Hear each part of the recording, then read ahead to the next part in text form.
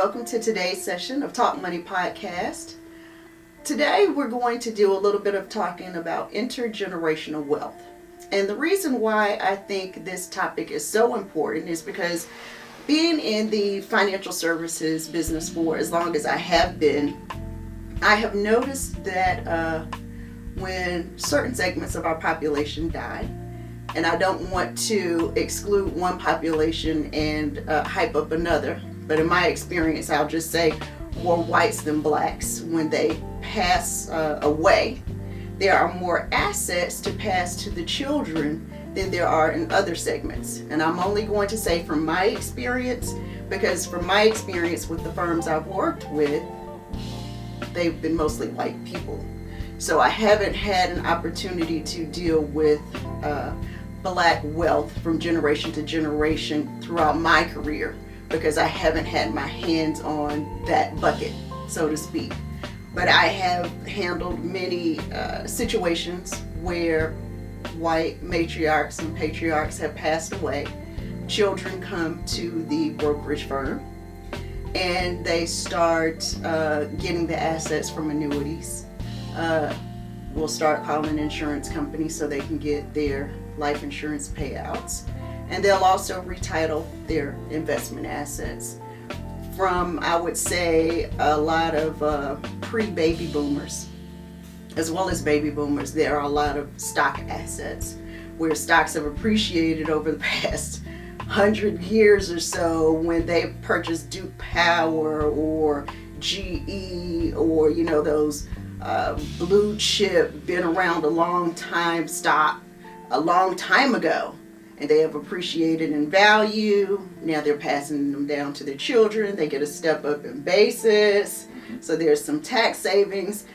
But, it always amazes me to see how the assets, like I said, the children inherit these assets, put them in their name, whereas most of the children, adult children, have already started establishing their own wealth for their own families. So they're packing their wealth on from their parents onto what they're accumulating, and what we don't realize is a lot of what their parents had came from their grandparents. So there is a history in that line of asset building, and that's something that I feel like African American families, black families don't have a lot of. As a matter of fact, when I was doing research on intergenerational wealth and Googled African American intergenerational to see if the wealth would pop up, the word that popped up in my Google search was trauma. So there's more, searches for intergenerational trauma within the African American community than wealth.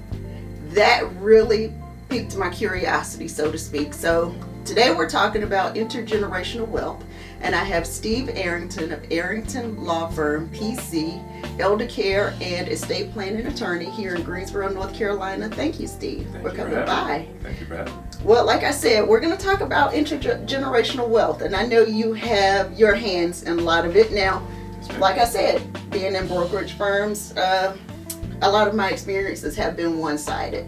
So this is an opportunity for you to educate me as well as our audience. What does intergenerational wealth look like for African Americans, and how prevalent is it? Okay. You had mentioned, a minute ago, looking up, doing a Google search and, looking up statistics. And the unfortunate part is, your research is correct. From a statistical standpoint, unfortunately, African American families, have not been able to pass wealth on from one generation to the next. And the research there's multiple reasons. Absolutely. It's not any one thing. But from my perspective as an attorney, especially an estate planning attorney, that's one of the key issues is planning, or the lack thereof. And statistically though, Americans, only 40% have a will, the last will and testament. And that's white and black. That's all categories, all demographics. It's just, for some reason, something Americans don't do. But African Americans are part of that statistic, and whether it's access to an estate planning attorney or access to folks like yourself who do what you do. Whether it's a belief that I don't need to do estate planning work. Let's touch on that for a minute, okay, before you go too far. Why would someone believe they don't need something as simple and inexpensive as a will? Well, most folks don't like to think about not being here, and I think that might be the primary reason. Okay. And again, that's across the board. I think any demographic, any group, again, with the numbers so low for all Americans with regards to estate planning, I don't think the reasons why folks don't do a will or do a will not is not specific to one demographic. But again, as your research has pointed out, for white families, they do tend to do that type of legacy planning in far greater numbers than African Americans. And so there, again, when I talk to folks in their 60s, 70s, 80s, and they've never done a will, again, the answers why, run the spectrum. There is just no one concrete reason. Now, I will say, again, having done this for roughly 15 years as an estate planning attorney, cost to do a plan is probably one of the top, I would say, 5 reasons folks don't do it. Okay. They just think it's too expensive, especially because there's no immediate benefit to paying that money. And it's not like life insurance, where you pay a life insurance premium, and then, when I pass, money's coming to the hands of my family. Right. You don't have that kind of tangible connection between doing a will and, which controls how your assets are passed on, and how it's going to impact the next generation. There's I have a tangible reason. If you want to keep the government out of your business, you might want to do some type of planning. Right. Because if some planning isn't done, right, and if things are just kind of haphazard and sloppy anyway, there is a chance that your family won't get anything.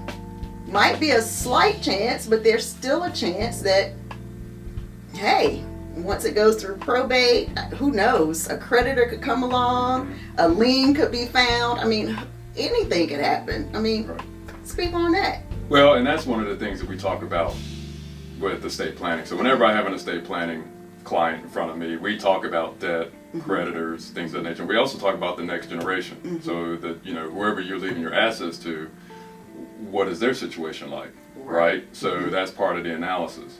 It's not as simple as when I die, I leave whatever I own to child X, Y, or Z, right? So to do a proper estate plan, I need to know what's going on with your heirs, right? Because if we're talking about intergenerational wealth, the last thing you want to do is leave a lot of money to someone who may not be savvy with money, someone who may unfortunately have substance abuse problems, a minor, that's a big one that I'm seeing right now. Minors, without, somebody who hasn't done an estate plan, and a minor, a minor ends up inheriting everything at 18. And you know this as well as anybody, how many 18-year-olds can manage 6 figures or more in a responsible manner, right? So, can I just say, for those 18-year-olds that inherit money, and they do, I get phone calls monthly. Hey, I need another $5,000 in my checking account. I need to go to the beach, me and my friends. I need $10,000. I mean, and that's where the money is going. Right. So yeah, they're blowing through it. It's theirs. Who am I to say no? You can't have it. I know that the intent was not for you to blow through the money, but without proper planning, Right. I'm just an intermediary. You need it. Here you go. Right. And so by asking those questions, or looking at the dynamics of the family past the person who's sitting in front of me, that's the way to protect that, right? So, and those are tough questions, right? Most mom and dads want to think that their children and grandchildren are the greatest, and they're going to do exactly what needs to be done. But you just pointed out, you get those calls for money, and you were right. Without a set of instructions from the person who left them the money, That's right. you are by law required to give them their money. That's it. And that's where we need to talk about trust, right? That is one mechanism Yes. to wrap a set of instructions around that money that you may be managing, whereby if you have a 19, 20-year-old and you know why they're calling you for the money, the trustee, get on the phone with the trustee and say, look, I got this call, and so-and-so wants some money. The trustee is the buffer between you and the heir or the beneficiary to say, to do a little, investigation, and the trustee can say yes or no. Right. Right? Yeah. And so that's one way to make sure that money is stretched out. And the beauty of estate planning is, you can put all sorts of conditions Sure on can. access to that money. That's right. Right? And I'm not, while we're talking, I'm trying to think, has there been a scenario I haven't seen? And I don't think so. I mean, I have seen, families come in, they've got loved ones who just like to spend money, right? And unfortunately, those family members that, have substance abuse problems, right? But they don't want to disinherit them, right? Exactly. But we understand that again, if you have some issues, it just may not be a good idea to leave you, especially significant, lump sum. right. Open checkbook, to spend as you see fit. But to build intergenerational wealth, the family has to take a hard look at itself, right? I am proud to say that I am seeing more, especially African American families, come through my door to do estate planning. They are thinking about these things, and they understand, because of folks like yourself getting the word out. This is something you need to consider, and people are paying attention, to what's going on with other people around them, and so within their family, and without, and so. And so it's been great to work with folks and to get them to ask those tough questions. So how do we start that conversation? Because I know we were talking earlier, and you mentioned that it's hard for parents to give up control, or what they perceive as losing control, when they allow their children to kind of manage things for them when they can't manage them as well as they could have in the past. So how would an adult child approach their parent about, there are some things that we need to do, we need to get the ball rolling? What's the best way to have that conversation so somebody feels like they're still in control, they're not giving up control, and this is just for all of us and not just, for me who's saying we need to have this conversation. It's not because I'm being greedy, it's just we need to make these decisions. So how do you start that conversation? That's a tough one, and as I shared with you, I have been, and I'm currently in that that position. So it was a tough conversation with my mom, to convince her to give us power of attorney. And you're a lawyer. You're the guy that went to law school. Right. So I joke whenever when I speak with folks, I say, I'm no exception. It was a tough conversation because control was a very issue with my own mother. Right? She thought, I was going to come in and start taking over things, and we just kept having to talk about it. Right. And I would say, I'm your son. You should know the type of man you've raised, right? Right. But which may be an issue in other families, right. Well, but again, it's but not with you, right? Well, exactly. No, exactly. My family's no different than anybody else's, and so.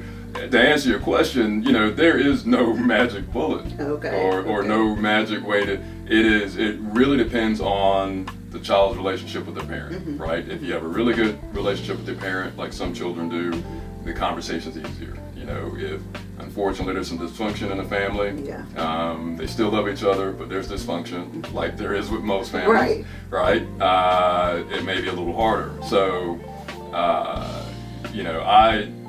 when adult children come to me, mom and dad have gotten a little older, whether there are some issues from a health standpoint or not, the kids understand, if the only way that I can help mom and dad is to have power of attorney. It is rare that, a child is just able to talk to a parent and to come in to see somebody like me to get that done. But a lot of times, when a child calls, an adult child calls, I'll say, look, just make an appointment and let me talk to mom or dad, and let's see if we can, get them on board with doing this. Sometimes I'm successful, sometimes I'm not. I think it's easier coming from a third party because I have no vested interest. I have no interest in your money or your health, and so they might be a little bit more comfortable with me. And so I would say, for those adult children who may are having a difficult time, see if there's a third party, a trusted advisor like yourself, or an attorney, pastor, whomever, that can talk to mom or dad and about this issue and see if they can start the conversation that way, and and hopefully get some traction. Because I am a firm believer that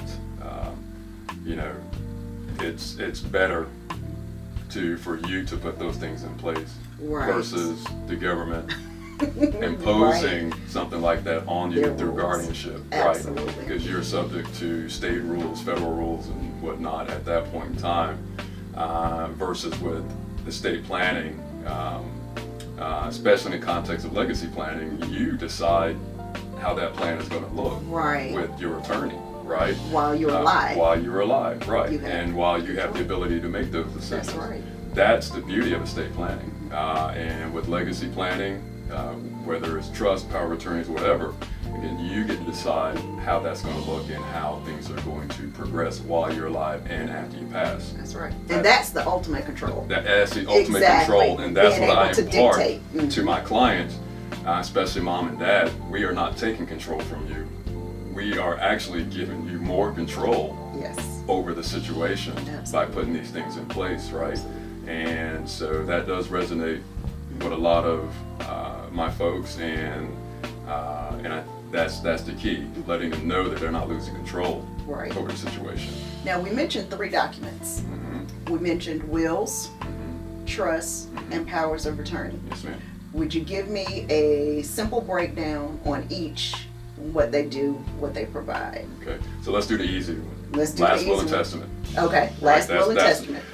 Last will and testament basically outlines what happens to your property when you pass away. Okay. Who gets the house? Who gets the house? Who gets the car? Who gets the cat? Okay. Who gets the dog?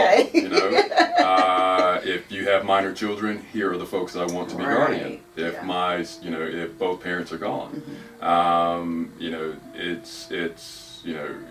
again, the beauty is you can design them. They can be as simple as you want them to be. They can be complex, right? Is that always the first document to start with? I prefer, it's not the first document I like to talk about. I like to talk about power of attorneys. It's just that wills are simple. We know, wills don't work until you die. Right. So it doesn't get any simpler than that. That's true. Right? So the harder question is while you're alive, and that's where power of attorneys come in. Right? Okay. So while you're alive, and again, that's a tougher question because a lot of times it's an issue of control, Right. you know, where folks mistakenly believe if I sign a power of attorney, I'm giving somebody else control and I'm losing control, and that's not the case. In most instances, it's not the case. You know, while you're alive, and if something should happen health-wise or whatever, where you can't manage your finances or make your health care, that's what scares a lot of people. Right? And so, you know, again, that conversation has to be delicate in such a way to encourage, again, the client to want to execute power of attorneys. But, you know, as you know, we live in a complex society and life is complex, and you know, and it's not really age dependent either. Right. You know, you could be 30 Exactly. on the highway, you have a car accident, you know, and you're in a coma. Who's going to pay the bills? And just because you're married doesn't mean that the spouse is going to have automatic access to your bank account if you have separate bank accounts, like a lot of married folks do. The insurance company, even utilities. You know, I remember trying to pay a bill once that was in my wife's name, and they wouldn't let me pay it. They wouldn't take your money? My name wasn't on the account. What? Right. So it took me 30 minutes to convince this one utility to take my money. Wow. They wanted power of attorney, and I was able, I don't want information, I just want to pay the bill. Just pay the bill. Right? But, you know, that's the type of things that folks run into, whether you are young or old. That is true. Right? And so, again, I think with power of attorneys, you know, folks also is control and being in control, you know, think they're giving that up.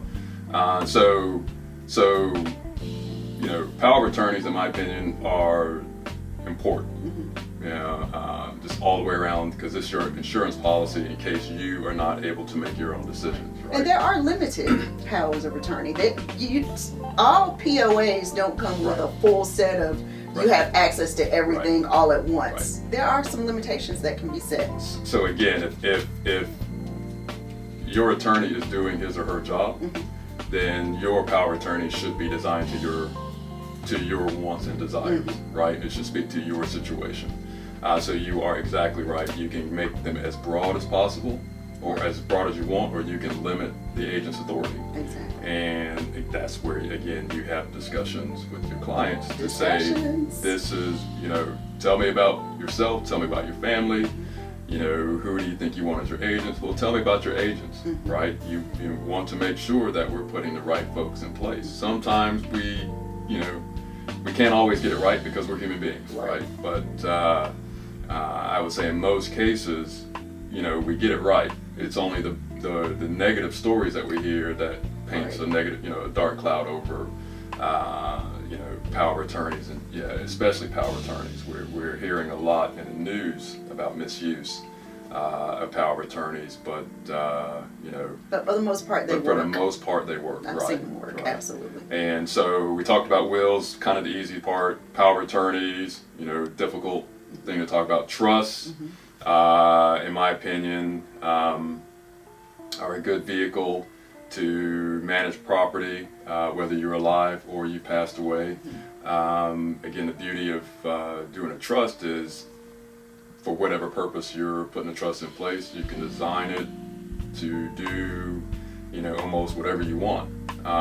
You've probably seen some creative ones. I've seen some very well-written, creative trust, and it's like, wow. And you can kind of tell if you read a trust, especially some of the more complex trusts, you can almost tell what's going on in the family. Absolutely. Right? And so... Because they will speak on it and the person. Right. It's like, look, this blah, blah, blah, and this blah, blah, blah, but if he's with her, then no, and blah, it's a whole lot. And I tell you, I do like those clients that take their time.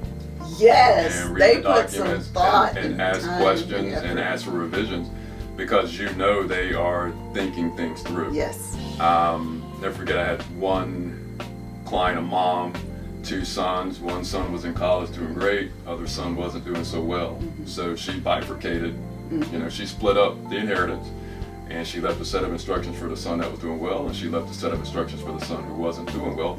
But the beauty of this client was she integrated in her instructions with her son that wasn't doing well. If he, does better, if he can demonstrate to the trustee that he has turned his life around and is living, in a positive way, then the trustee is free to, give him money at this particular stage, right? And so that's the client that you want to work with. I wouldn't work with everybody, right? But that client understood, yes, and the client was the one driving the car. I'm just, the client's telling me what she wants. Exactly. I'm writing what she wants. I'm not dictating to her. Right. That's where you see how all of this all fits together. Exactly. And the beauty of it is she's not disowning a child. No. She's not saying he can't have anything because of these behaviors. Right. He's saying, okay, she's saying, I see he's going through some things. But if by chance one day he turns himself around, Mom's still here for him. Exactly. There's still something here for him. Exactly. If he wants it. Exactly. And that's the beauty of planning. Right. And making it all inclusive. Mom is still in control. Like I said, that's the ultimate control because your words are speaking beyond the grave. Right. You're still dictating how things will work. Yes. And I think a lot of people just lose sight of, if I give it up, I can't say anymore. They don't realize how these documents speak to us as professionals to make sure that their wishes are still carried out, even when they're not around. Exactly. You got it.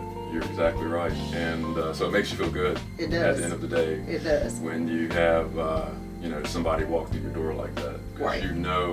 Or again, can't guarantee, right. But the chances are, again, from a legacy standpoint, that the inheritance her children are going to receive will be used in a positive manner, and hopefully be able to, they'll be able to pass some of that on to their next generation.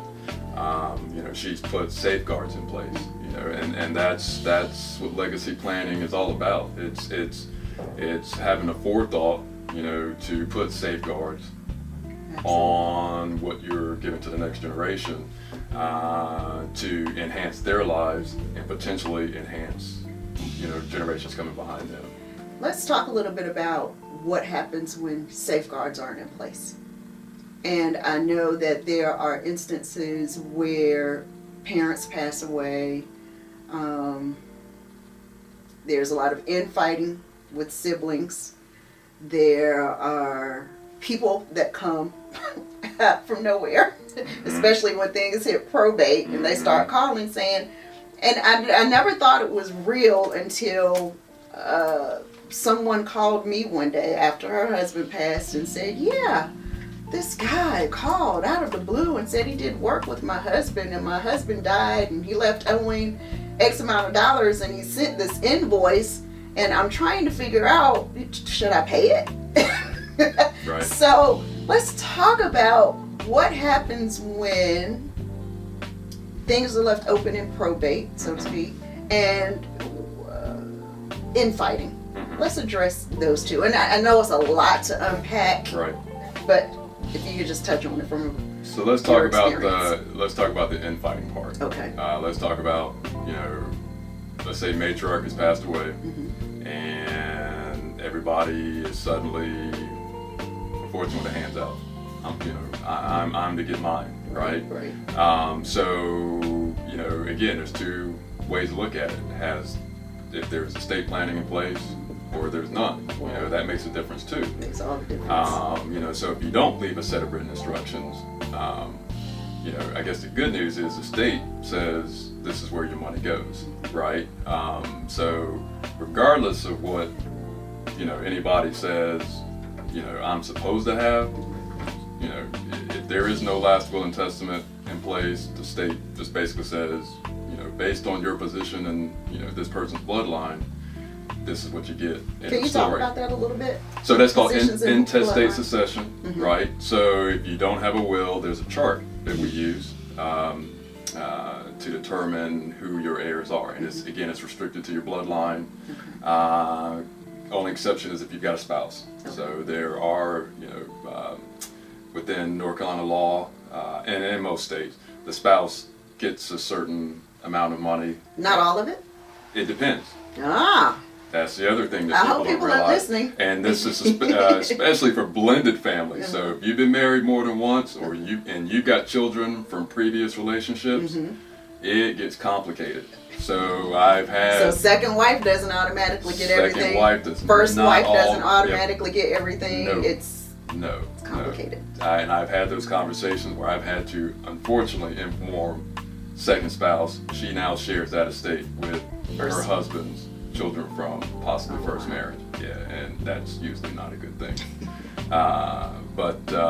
So if you're a blended family and if everybody gets along great, and I've met those families, great, no issues. But if there's some discord,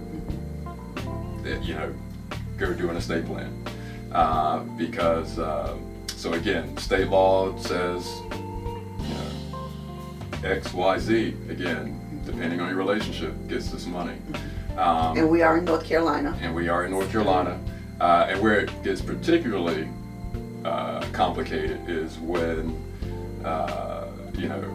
when you pass and your siblings are the ones that are inheriting, and maybe a sibling has predeceased you, and people don't realize that your nieces and nephews step into that parent's shoe, and so all of a sudden siblings are sharing an estate with nieces and nephews, or great nieces and nephews, depending on the order of death. And they didn't even think that would happen. And they did not think that would happen. But that's what happens when you don't have a will. So when folks ask, why do I need a will?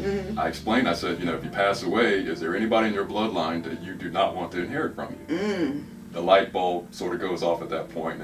They start to, Right. And and then I explain how intestate succession works, and then some folks, I've had a few folks, I'm okay if that's what happens. Okay, great. But then there are a lot of folks who I can't have this happen. Right. And that's when they put a will in place. So if there's no will, that can create its own set of complications. Again, I've had conversations where folks, well, I don't think they should inherit. Doesn't matter. State law says they get it. That's it. That and they will get it. And they will get it. The state There's will no make sure stopping they it. get it right. That's right. The conversation as well. They haven't seen mom and dad in 20 years.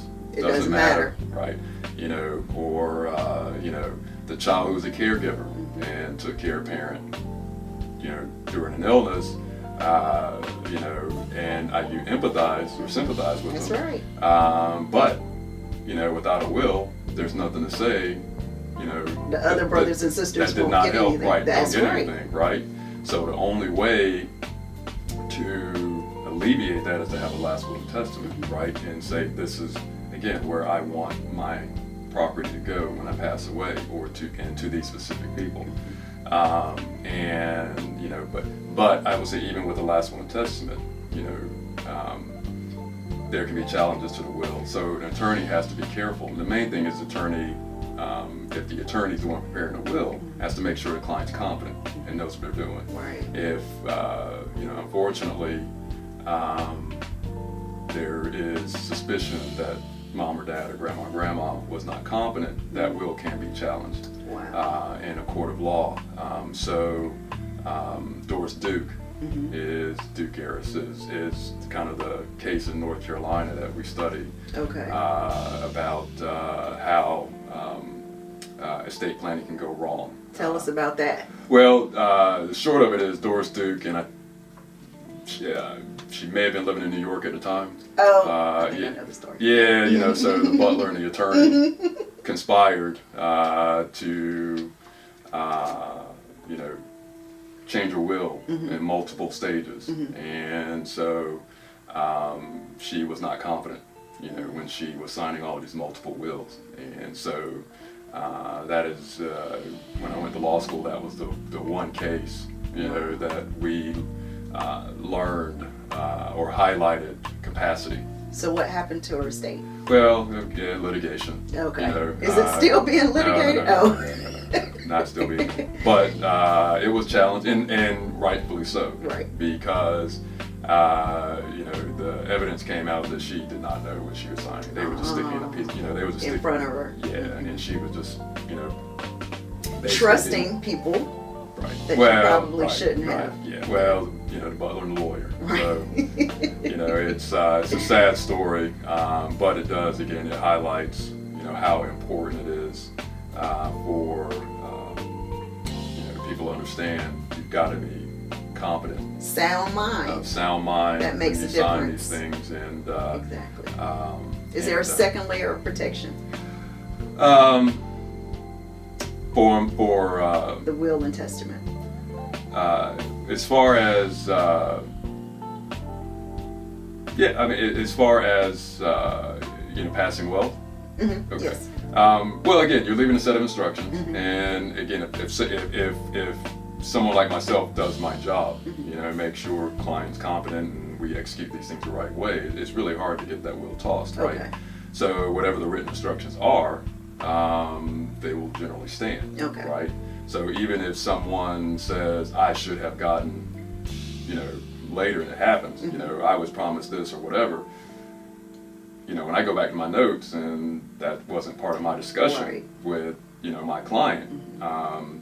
Then it's up to them to prove that they were indeed supposed to get That's this, right. and it's, whether they want to pay for that as well. Right. Right? So, I've had adult children call and say, well, I should have gotten this, and this. I said, well, the will doesn't say that, There it is. And I explained to them their options, and, mm-hmm. They usually go away. Well, you find an attorney to help you, figure that out. Right. And,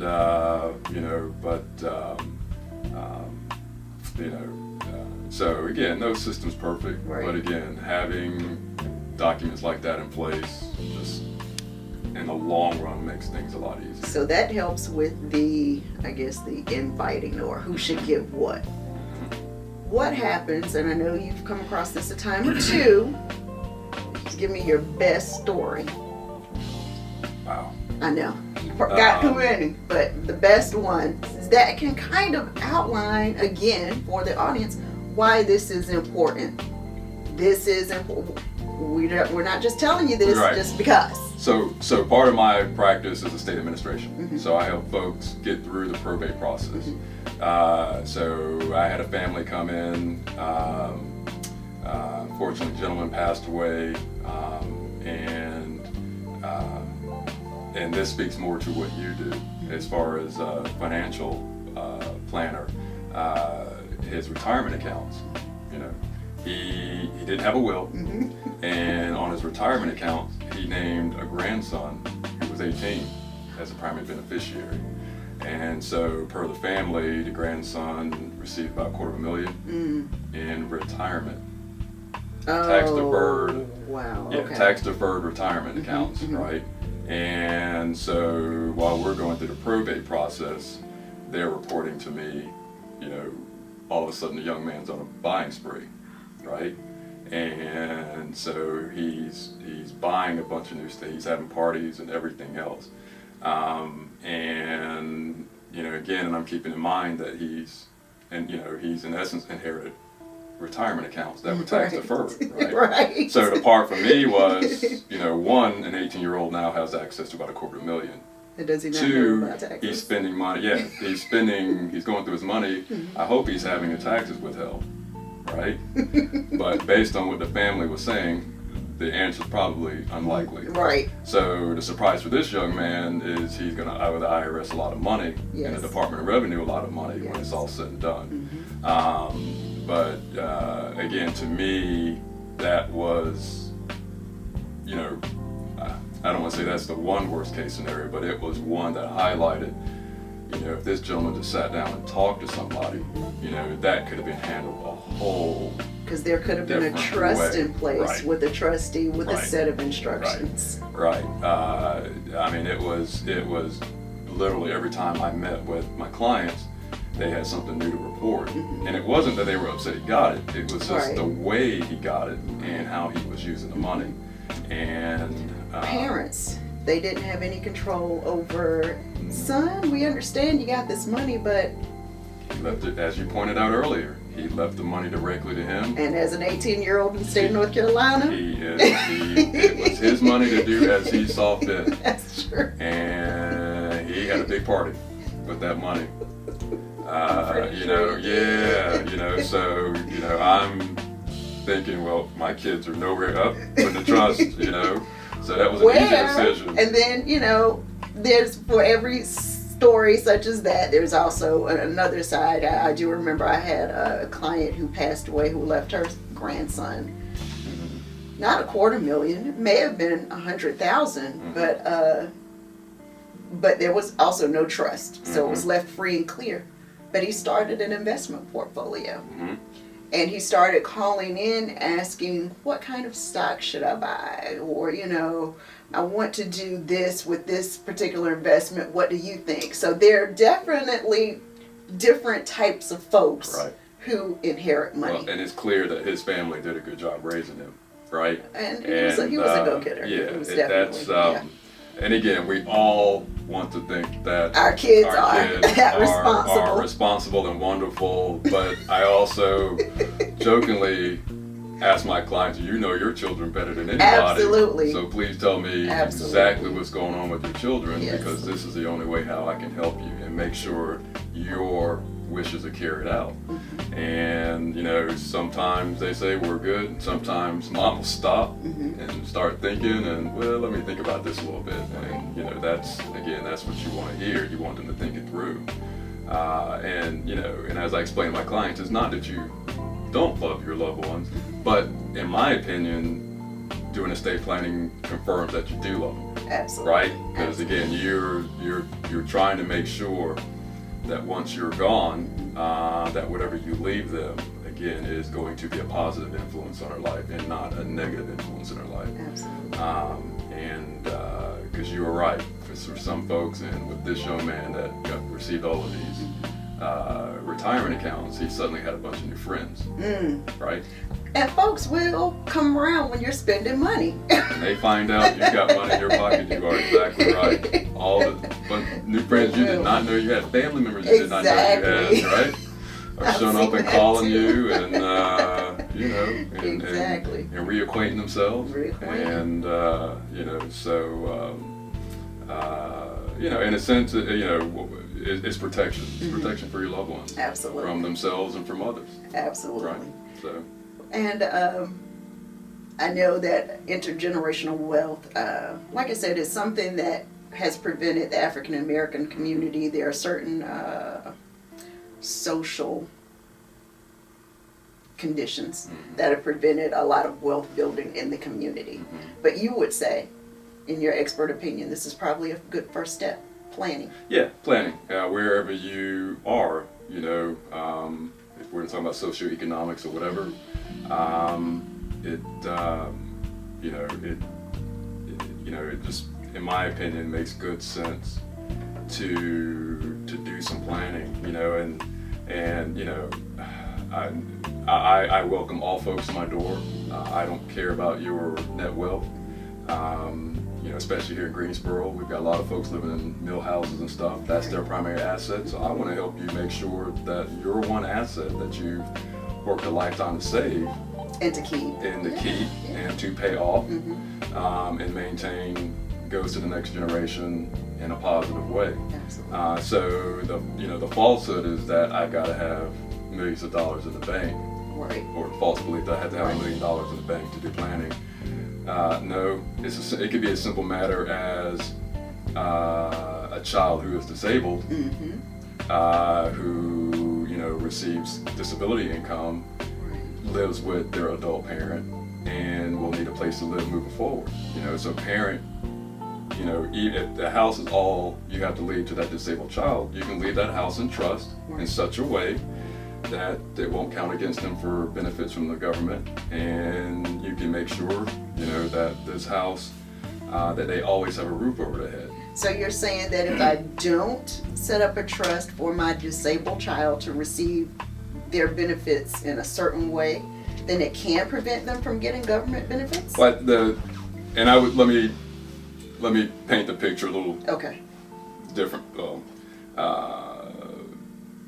Because I can believe that the government would take something let's add away. some layers to that. I can see that. So you have more than one child, right? But you have one child who's disabled, and again, in a lot of times, adult parents are parents will take care of that adult child because of their disability. So, if one child is doing well and don't really need to inherit from you, then immediately, let's say immediately they don't need to inherit from you. Then again, you can put safeguards in place for that disabled child to have a place to live. And if the house, say if the disabled child can no longer live in the house and needs to be sold, then the proceeds can be held in trust. Right. And, their share. And then at that point, you can, if you, again, don't want to disinherit anybody, then the children who are doing well and don't need any conditions on their money can get their money. But the child who is disabled, the proceeds from the sale of the house can be held in such a way it doesn't get in the way of their benefits. Okay. And if the disabled child is your only child, and they inherit the house, and if they should transition to a nursing home and receive Medicaid, right, then the house can be held in trust, and the house can avoid what's called a state recovery. It doesn't have to be sold, repaid to the state of North Carolina for cost of care. And then if that disabled child has grandchildren, then the grandchildren can receive the money. Okay. When mom and dad passes away or whatever. So there's your legacy planning there, right? That is a very specific situation, but that is the way to think it through. Think it through. Right.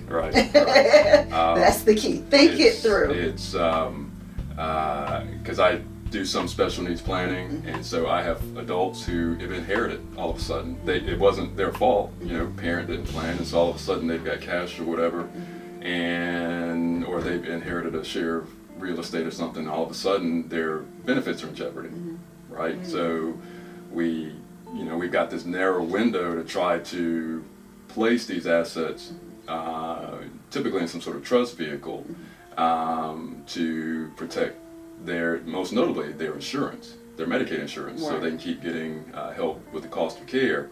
But the drawback is that when you inherit something, if you are disabled and and you want to protect that money, the agreement is generally the state gets reimbursed.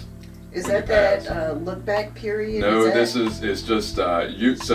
So if you're disabled and you set up a trust, it's what's called a first party trust. Okay. You're the person setting up the trust, funding the trust. But in order for those assets to not count against you for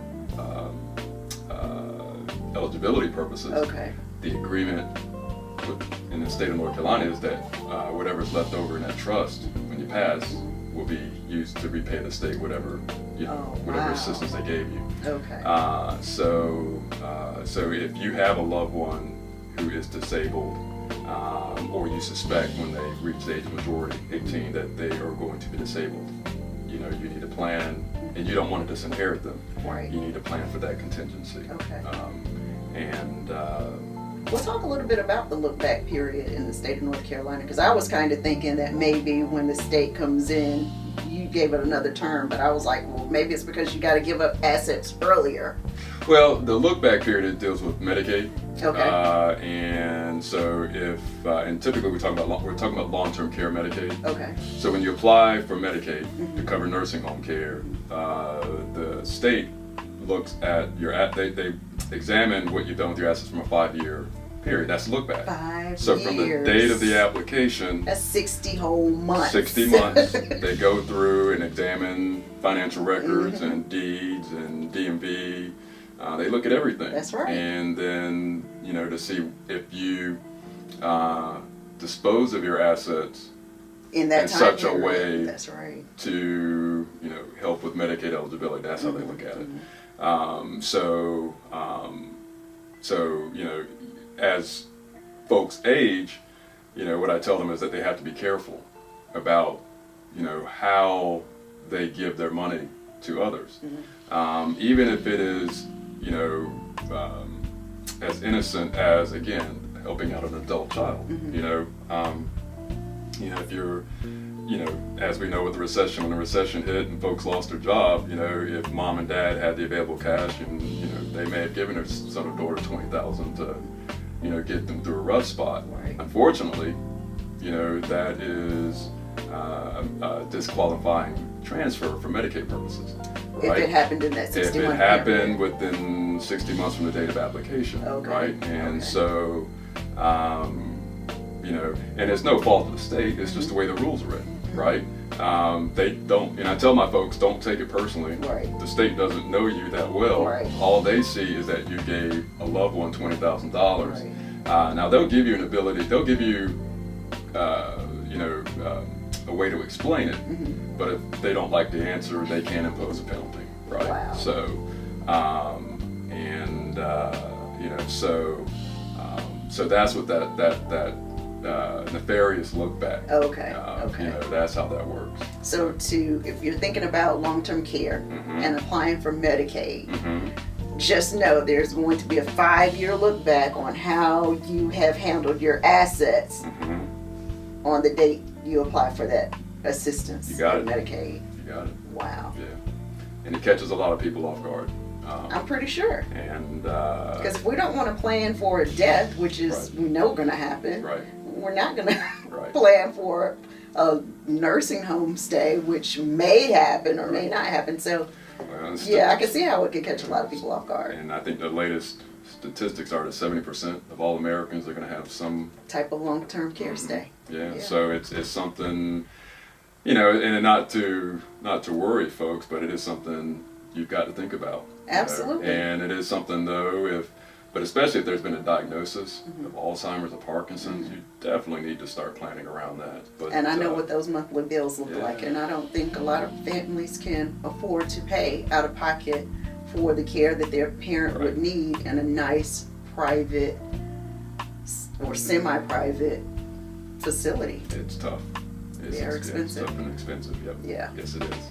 All right. Well, I appreciate you taking the time and coming in today, talking to us about intergenerational wealth and the importance of wills, powers of attorneys, and trusts. Yes, ma'am.